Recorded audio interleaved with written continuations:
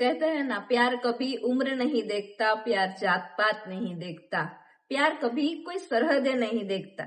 लेकिन प्यार कभी किडनैपर या गैंगस्टर का हो तो वो जेल की सलाखें भी नहीं देखता। ऐसी ही कहानी है मुकेश पाठक की।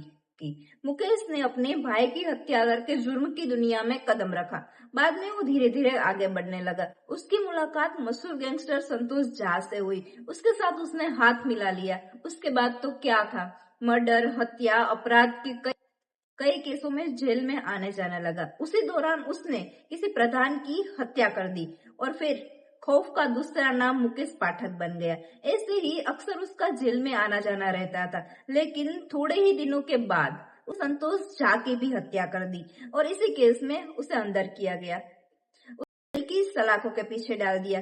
वहीं पे पूजा एक बहुत ही सिंपल परिवार से। पूजा के परिवार वालों ने उसे पॉलिटेक्निक की पढ़ाई करने के लिए बाहर भेजा था, लेकिन उसके शौक कुछ इस तरह बढ़े कि उसने एक दूसरे लड़के के साथ मिलकर किडनैपिंग शुरू कर दी। उसे किडनैपिंग क्वीन की तरह जानने लगे और इसे ही किसी किडनैप के लिए उसे जेल में डाल दिया गया था।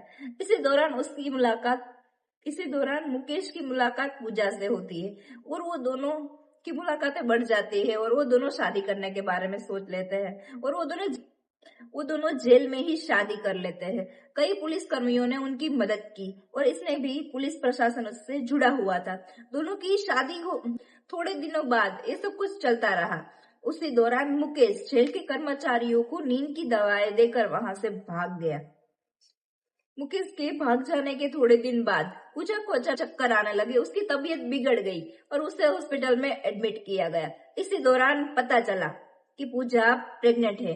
ये खबर बहुत ही तेजी से फैलने लगी। लोग ये बात सुनकर चौंक गए कि ऐसा कैसे हो सकता है कि